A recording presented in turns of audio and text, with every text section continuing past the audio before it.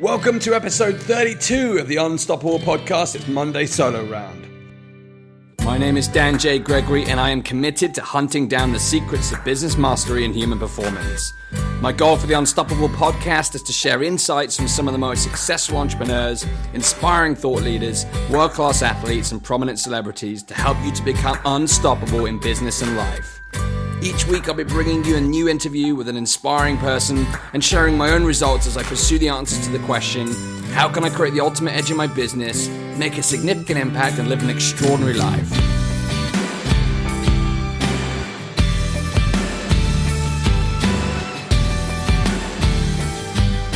Welcome to episode 32 of the Unstoppable podcast.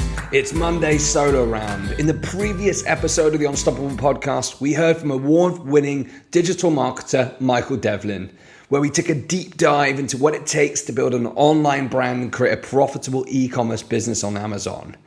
Michael is an e-commerce rockstar with over a decade of experience, having personally built multiple seven-figure e-commerce stores and generated over £5 million in sales in the UK and $14 million for his clients in the UK. So the guy knows his stuff. In today's episode, I'm going to be covering my top 3 takeaways from the previous episode before jumping into the Unstoppable Insights section, where today's topics include hustle, grind, and insane productivity. But let's kick off, as always, with a quote of the week. Today's quote is from none other than Mr. Gary Vaynerchuk, and it goes as follows. It's not about how much you sleep, it's what you do whilst you're awake that matters. Love that quote, and it's really fitting for today's topic on the Unstoppable Insights, where we look at productivity, hustle, and grind. So let's move on to the debrief, where I share my top 3 lessons from the previous episode, my 3 takeaways from Michael Devlin's show on how to make e-commerce easy. And I've got 3 things. So this first one is the lost art of search engine marketing and the new science of paid traffic. It was really fascinating to listen to Michael's history in terms of how he's generated traffic for all of his e-commerce platforms and his stores. And a lot of the work he did was to dominate the search engines and dominate the top listings for a number of different search ranks. And it really made me think, because although I've embedded some of this SEO stuff into the podcast episodes and stuff when I write up the show notes, I really have paid very little attention to it. So I'm probably missing out on a whole boatload of potential free organic traffic if I was to just optimize my page for certain terms and queries, so that all these different searches would come to my blog and my episodes, particularly the caliber of the guests I'm having on the show. I'm sure lots of people are Googling some of their materials and their content, and I could be capturing some of that traffic by having a really high quality blog on page optimization. It's something I know nothing about, so it's a field I need to jump right into, the lost art of search engine marketing. It's something that not a lot of people are talking about these days, because it's all about paid media and paid advertising on Facebook and Instagram and all this kind of stuff. But it's still so powerful, and there's a lot of people searching every single day on YouTube and Google and all these other different search engines. So it's really, really important that I get some experience in optimizing my page. But you'll hear later on about focusing on the zone of genius. SEO is never going to be my sweet spot, so I need to get some people around me who know what they're talking about in that area and find the experts who can help me change things around on the blog. So the lost art of search engine marketing is one, but then it's all about the new science of paid traffic. And this is what really excites me. In terms of my forthcoming launch, I'm really focusing on paid advertising using Facebook strategies, and there's just such an enormous range of targeting tools and an ability to really hone down to a specific end customer that it makes perfect sense to invest in these technologies. And it's mind-blowing to see what's starting to happen on Instagram and all these other channels as well. So paid traffic is still a very, very powerful thing. And it's about getting the combination of different strategies, from the organic work, from the content and the constant materials that are being pumped out into the digital web, but then utilizing these new science of paid traffic to really hone in on specific people to build your brand and attract attention. This is vitally important for my new campaign right now. I'm in the process of creating the ultimate webinar to launch my Unstoppable Entrepreneur Program. I'm so excited to launch the webinar, but I'll be using a boatload of paid traffic to get a really relevant audience to the webinar, and I can't wait to share that. And of course, I will come and share how I'm using the Facebook advertising on the blog and on the podcast. The second is all about brand presence, specifically who is talking about your business. One of the things I took away from this is that Michael talked a lot about brand signals and social signals. And again, a lot of this is really aligned with the kind of previous point around search engine marketing. But I took the point a slightly different way, in the sense that right now on social media, we're having a lot of different, there's a lot of different ways that you can create reach in terms of content, through pages, through groups, and all different other strategies. But really what makes the biggest difference on social media is who is sharing your content, who is liking, who is retweeting, who is sharing, who's commenting. It's the engagement that matters. So one of the takeaways I took is that I really want to focus on creating shareable content that's so powerful that people feel the urge to share. So once the Unstoppable Entrepreneur launch campaign is over, I'm going to be sitting down and really working out my content strategy. I've already started to experiment with some new things on Instagram. There's some initial success, which is really exciting. And there's some really, really huge accounts there on Instagram in my niche. So I'm going to start modeling some of those success factors. So brand presence to me is all about who's talking about your business and creating such powerful content that it goes viral, that it gets shared, that it gets engaged with. So that's the next step for me on my journey. Point number 3, using Amazon as a lead magnet, and specifically for me, using Amazon Kindle as a lead magnet. I've got a lot of different content now, from the podcast, from how-to guides, webinar content, and all of this I can repurpose and create a well-written book that attracts attention via the Kindle proposition. So I can create this PDF or this Amazon Kindle file, enabled me to put like a high-quality book with a really high-quality subject matter, solving a specific problem to a specific audience, which then, of course, if I promote properly, it will raise my profile, show off my expertise. All the 4 and 5-star reviews will build credibility, and obviously having a bestseller status, if I can reach that, will be an awesome form of social proof. So one of the next steps I want to take, not right now, but further down the line, is finding out how to use Amazon Kindle. And there's 2 major benefits of writing a Kindle, but one I see being thought leadership. Of course, if you can attract that bestseller status on Amazon, it's really, really powerful in this modern digital age. And number 2 is attracting new followers through a new platform, because of course Amazon has its own platform and people engage with it in a very different way.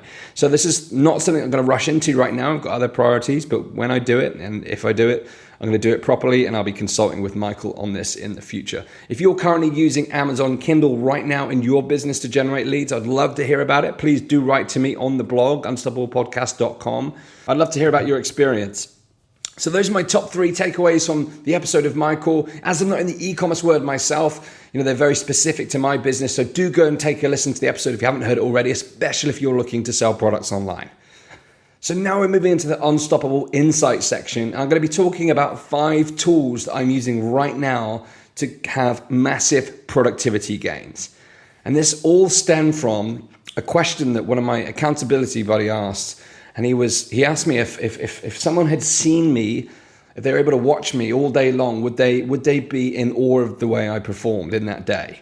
And I took this a little bit further and then thought about, if I was being filmed on CCTV and my future self or my audience was able to watch how I spent my day, would my future self be proud, and would my audience be inspired by how I spent my day? And the answer was sometimes yes. Sometimes yes, I'm in moments of brilliance, but then other times there's times of utter distraction and lack of focus, and it really was a poignant moment, and it made me really reevaluate how I use my time. And I now just constantly imagine that I'm being watched by this CCTV camera, and I want to be on show the entire time, like I would be if I was on stage at an event, or if I was in a one-to-one meeting or giving a presentation. The eyeballs are on you. So that's how I'm setting up my day each morning now. I'm thinking about, what if the world was watching me right now? Would they be proud? Would they be inspired? Would they be impressed?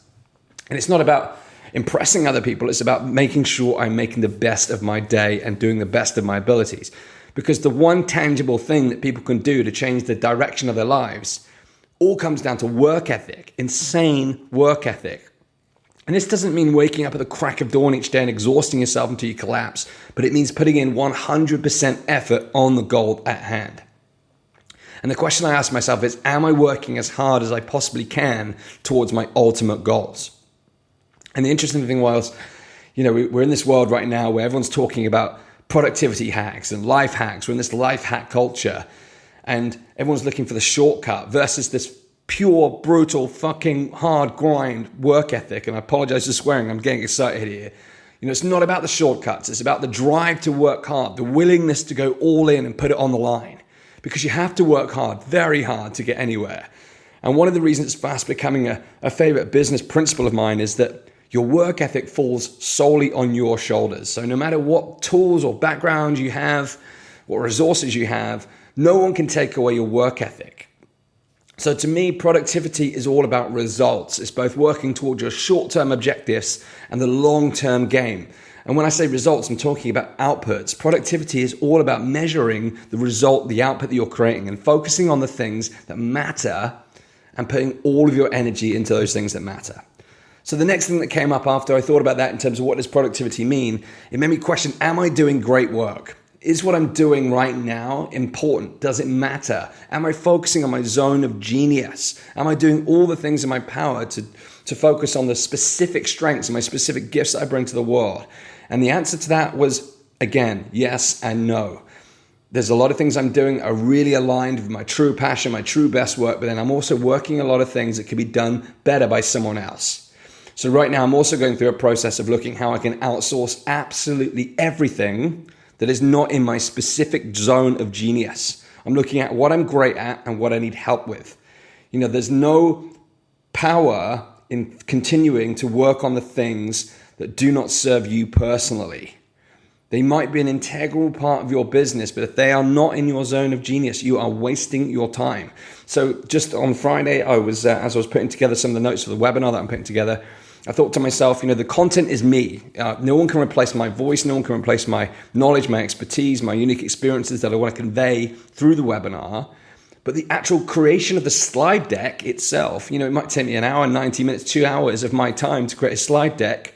Whereas there's someone out there who's a just design genius who can take my materials, my script or my outline and turn it into this fantastic deck of slides. That's a perfect example where previously I would just jump straight in and do it myself versus now looking for how can I leverage my time and utilize someone else's expertise to make sure things are done faster and that I'm operating my zone of genius. Therefore, things are happening much faster and much better speed and more productive. So when this matter came up, there's all this, I used Gary Vaynerchuk at the beginning. He's really out there at the minute shouting the message of hustle. And there's lots of different viewpoints on what hustle means. Is it a positive word? Is it a negative word?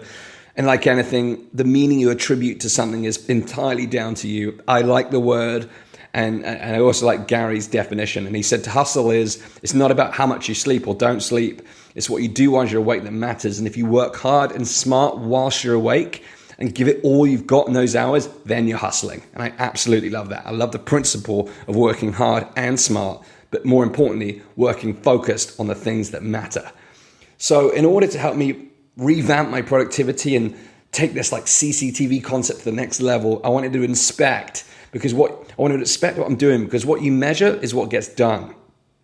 And at that point, I just had this conscious feeling of when I was being brilliant and conscious feeling when I was being brutal and just not on track. So I was like, right, let's measure, let's inspect the detail and find out what's going on every single day. The only thing I had was my to-do list on my calendar, and it's not necessarily an accurate reflection if you were to take a snapshot of what actually happened in the day. The distractions, the phone calls, the incoming messages, the social media time that wasn't scheduled, the making a protein shake mid-morning, so I'm hungry. So what I decided to do was get my to-do list in order, get it, because I strayed away from my to-do list systems. I started using Evernote, which is still really cool and it's working. I was like, right, I'm going to go back to my project management style and use the Todoist app. I'll put the link in the show notes, which becomes like my shopping list. It's all the things that I know I need to get done in my business. So each quarter I have a number of projects. Right now I'm working on 5 different projects, all varying different levels of importance, different life areas, etc. But right now, the number one focus is working on 2 things. It's the Unstoppable Entrepreneur launch, and it's growing and maintaining the Unstoppable podcast. So in my to-do list app, the Todoist app, it's called, I have 2 shopping lists, one for the Unstoppable Entrepreneur, one for the podcast, and then I've got a future projects list of all the things that are coming down the track. So I've got everything back in there, and then I linked that up with an app called Toggl, which is Toggl, and I think I've spoken about this one before in an episode. But what Toggl allows you to do is you can literally line up your tasks in the Todoist and then click the button and it will time how much time you spend on that task. So I did this 4 days in a row last week, Tuesday to Friday, and it was phenomenal. some really interesting things happened. So firstly, I noticed how easy it is to stray off track from your to-do list. So for example, on I think it was Tuesday morning, I had a 9 o'clock podcast interview, 9 o'clock a.m. And then 10 o'clock, I was due to go straight into some webinar content. And my podcast guest had a hard stop at 10 o'clock, meaning that we had to be finished by 10 because he had another meeting. He was meeting someone for his business, a potential finance director for his business. And of course, he then had to go straight into that meeting. So there's no scope for him to be sidetracked or distracted. The same did not apply to me over here. So I finished the interview, also having a hard stop because he had to finish. And the next task was to jump into the content creation. But having a really extreme workout in the morning, I went and made a protein shake. I made another coffee. And by the time I get back to sit down to actually work on task, it's 25 minutes past 10. And of course, all of this was being measured in my Toggle app. And it was just like a major aha moment. Because if I had had another meeting or another call, I would have gone straight into it. So why did I allow myself to go make a protein shake because I was hungry? Why did I allow myself to extend that time even further by making a coffee? I need to be treating my time like a meeting or building in time, flexible time for those activities. And I actually chose the latter because during those moments, I also shared some valuable stuff on social media and increased my followership online by sharing some really good content. And of course, if I am working out as intense as I am, I do need to fuel properly and refuel properly. So I just need to be placing that in my diary so I don't feel so bad when I look back and think, what the heck happened in those 20 minutes? So I continued to track each minute, each hour, task by task throughout the 4 days. And it was really, really interesting. At the end of the first day, it felt like I'd been working all day flat out. But when I looked at the detail, there was a massive gap between my productive time and my non-productive time, and it was a shocker. And going back to that CCTV feeling of having someone watching, I was thinking, what the heck happened during that non-productive time? And I'd only marked it as breaks or whatnot. So the next day I came back to the same mission, and I was going to track absolutely everything. But this time I went to another level of detail, and I actually put, every time I stopped working on my specific task, I wrote down all the things I was doing, whether it was updating social media, whether it was browsing social media, whether it was making a cup of coffee, whether it was having a phone call, whether it was checking my messages. Now, I didn't go down to the micro level of detail where if, I'm 1 minute I'm on my phone, the next minute on social media. I batched it together. But either way, I was paying real attention between the specific non-productive work and the specific productive work. And by having that intensity of detail, it was incredible how much more productive I became that day and how I treated each task like a meeting. It was seamless between task A to task B. There was no dipping off to make a cup of coffee unless I'd scheduled a break. Such an uplift in productivity. I think on the data, it showed I did an extra 2.5 hours of productive work in the difference a day made by tracking it. But then what was even more powerful when it came to day 3, I managed to get even more productivity gains by tracking and inspecting all the details. I was challenging myself. I was competing against myself to work even harder and focus even more time on the things that matter the most. Remember, I was talking about productivity is all about doing great work and working on the things that matter and working as hard as possible. And this level of detail of tracking really helped. There's a third thing that helped, and it's the third tool that I've been using. The first two was the Todoist app. The second was Toggle, the tracking app. Now the third is Pomodoro. If you haven't heard of it, the Pomodoro technique is where you work in 30-minute chunks. So combined with the Toggle app where I'm tracking the time, I layered that with the Pomodoro app, splitting my day into 90-minute chunks where possible, and then chunking those 90-minute down to 30-minute blocks. So I hit the Pomodoro app, and what it does is it ticks away for 30 minutes. And when it hits 25 minutes, you have a 5-minute window to have a stretch break, to go to the bathroom, to grab a coffee, grab a water, whatever, and then jump right back in for the next segment of 30 minutes. So this is based on the science, which shows that you're really, really productive in small bursts of activity. So 25 minutes on, short 5-minute break, optional, and then back in for another 30. And I did this again throughout each day, and the more and more I focused it in, the more and more I was able to shape my day around these 30-minute blocks and 90-minute chunks, the more productive I became. And it's something I took with me into this week, and it's been very, very powerful. So I recommend checking it out, give it a go, incorporate it into your day. Number 4, I use a tool called Rescue Time, and this is gold. It's very much like Toggle. Toggle's quite a manual process to the extent that you have to keep telling it what task you're working on, which is fine if you're not working on really short tasks. And if you're working on major tasks that take 30, 40 minutes, you'd have to keep updating it. But what Rescue Time does is it operates in the background on your computer, so that if you are on the internet, it will track exactly what websites you're on, how much time you're spending on it.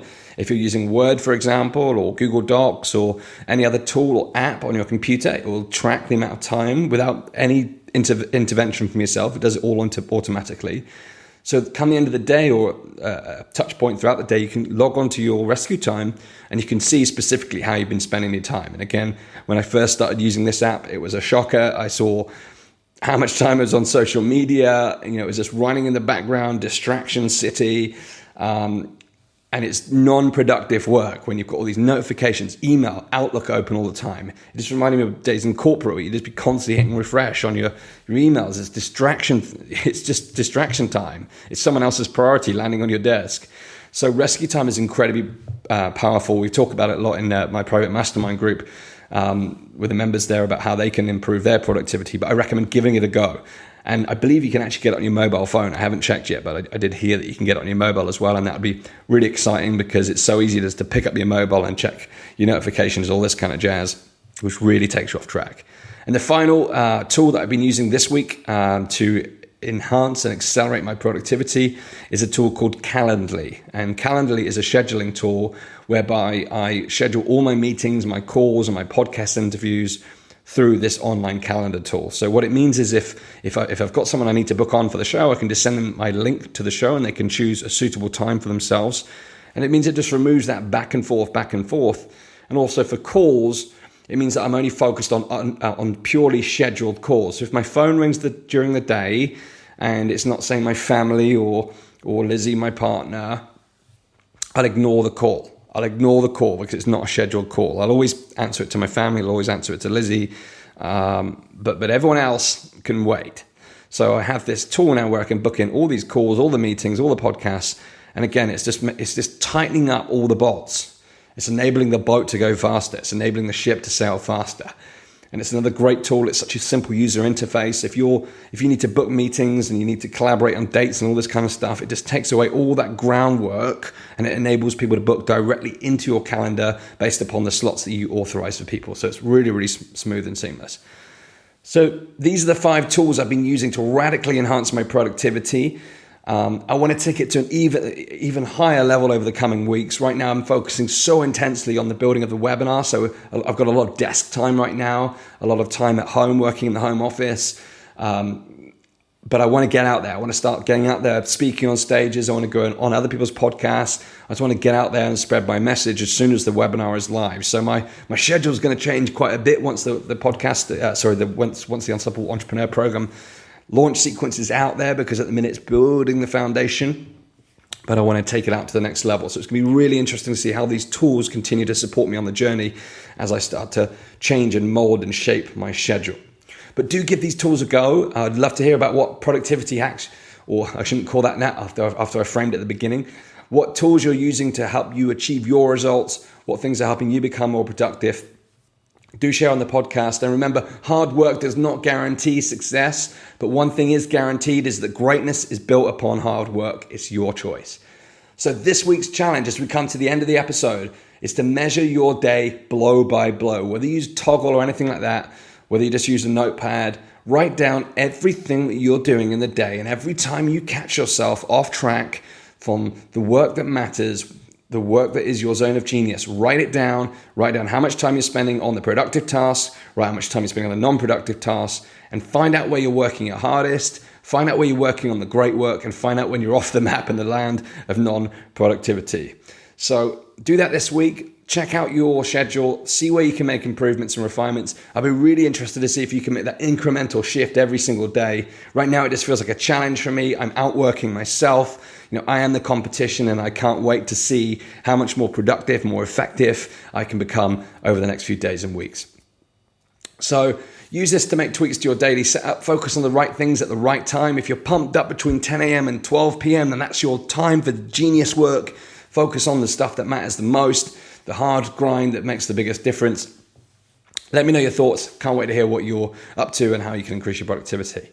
So finally, coming up this week on Thursday, you have the opportunity to learn from Reg Lenny. Reg Lenny, aside from being an enormously awesome gentleman, is a world-renowned, multi-award-winning health and lifestyle coach who has a client list that looks like a list of Oscar nominees, including the likes of Halle Berry, Hugh Jackman, Britney Spears, and Gerard Butler. And Reg supports some of those powerful world leaders, from royal families to corporate executives and Hollywood's elite, all whilst they're preparing for roles in business, in movies, TV shows, and in the boardroom, whilst maintaining a balance in their real life. Reg is passionate about helping people to develop extraordinary levels of physical and mental performance. So in this week's episode on Thursday, I'm excited to share some incredible content where we discuss Reg's 10 keys to ultimate health. You're not going to miss this. This is a really powerful episode. And especially how we've been talking about productivity, how you fuel yourself for the day, how you can have this energy and passion is so important. Right now, it's 9 p.m. at night as I'm recording this in the UK, and I'm fired up, I'm passionate, I'm full of energy still. I've been working since 5:45 a.m. this morning, and I'm still full of energy. So fueling yourself is massively important. You're going to learn a lot about that on Thursday's episode with Reg Lenny as we discuss the 10 keys to ultimate health. So finally, be sure to subscribe on iTunes. Please leave me an honest review and head over to unstoppablepodcast.com for all the latest episodes. Today feels like a bit of a whirlwind episode. I got really fired up about the hustle and the grind and the productivity. Hope you enjoyed this session. It's time to go out there and unleash your greatness, build your empire, make your impact, and live your ultimate life. You are unstoppable.